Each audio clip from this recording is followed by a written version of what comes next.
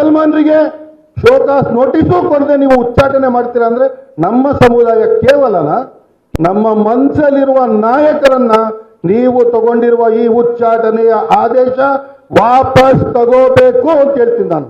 ಇದನ್ನ ಕಾಂಗ್ರೆಸ್ ಪಕ್ಷಕ್ಕೆ ಮುಸ್ಲಿಂ ನಾಯಕರ ಟ್ರಿಪಲ್ ತಲಾಕ್ ಎಚ್ಚರಿಕೆ.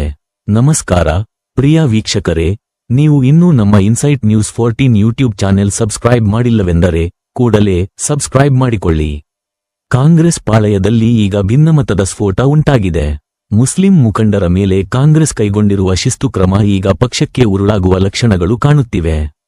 ಹೌದು, ಕಾಂಗ್ರೆಸ್ನ ಈ ನಡೆಯ ವಿರುದ್ಧ ಮುಸ್ಲಿಂ ನಾಯಕರು ಹಾಗೂ ಧರ್ಮಗುರುಗಳು ರಣಕಹಳೆ ಮೊಳಗಿಸಿದ್ದಾರೆ.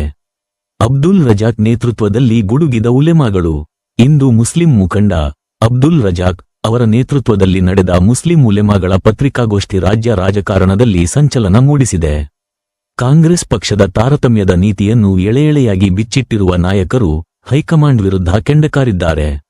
ಶಾಮನೂರಿಗೆ ಒಂದು ನ್ಯಾಯ, ಮುಸ್ಲಿಂ ನಾಯಕರಿಗೆ ಇನ್ನೊಂದು ನ್ಯಾಯವೇ? ಪತ್ರಿಕಾಗೋಷ್ಠಿಯಲ್ಲಿ ನಾಯಕರು ಕೇಳಿರುವ ನೇರ ಪ್ರಶ್ನೆ ಇದು.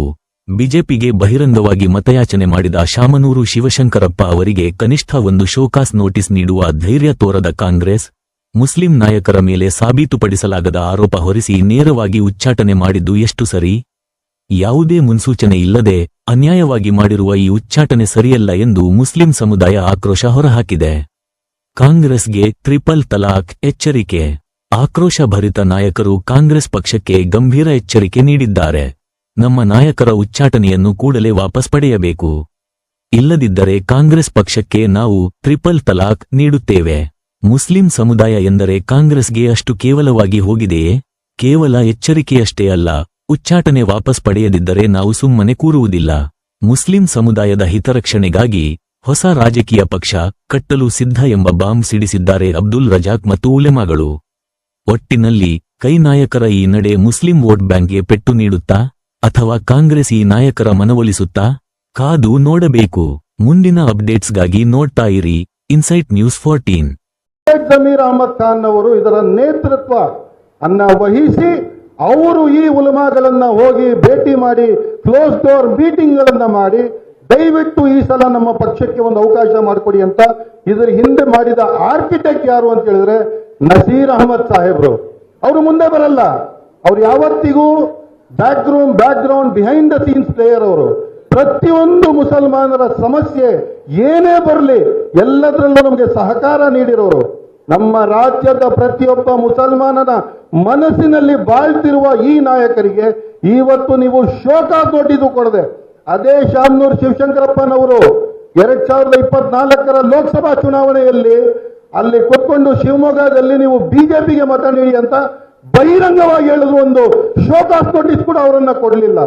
ಆದ್ರೆ ಇಲ್ಲಿ ಮುಸಲ್ಮಾನರಿಗೆ ಶೋಕಾಸ್ ನೋಟಿಸು ಕೊಡದೆ ನೀವು ಉಚ್ಚಾಟನೆ ಮಾಡ್ತೀರಾ ಅಂದ್ರೆ ನಮ್ಮ ಸಮುದಾಯ ಕೇವಲ ನಮಗೆ 15 ಸೀಟ್ಗಳು ಆಯ್ತು ಅಂತ ನಾವು ತಾಳ್ಮೆಯಿಂದ ಮುಂದುವರಿತಾ ಇದೀವಿ.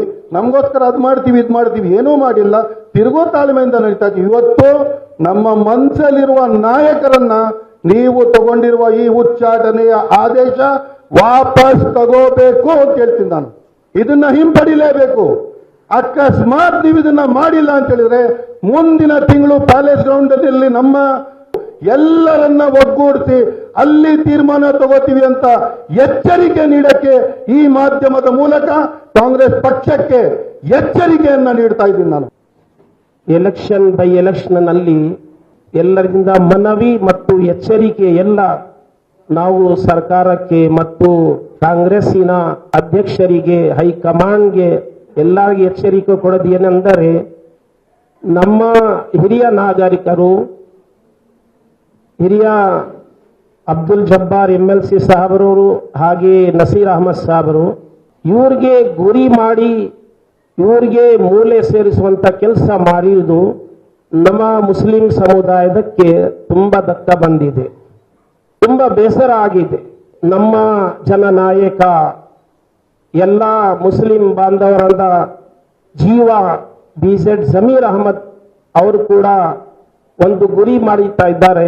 ಇದು ಸರಿಯಲ್ಲ ಅಂತ ನಮ್ಮ ಎಲ್ಲ ಧರ್ಮಗುರುಗಳು ಸೇರಿದ್ದಾರೆ. ನಮ್ಮ ನಾಯಕರಿಗೆ, ನಮ್ಮ ಹಿರಿಯ ನಾಗರಿಕರಿಗೆ ಯಾರನ್ನಾಗಲಿ ಪಕ್ಷದಿಂದ ಗೌರವ ಕೊಡಬೇಕು.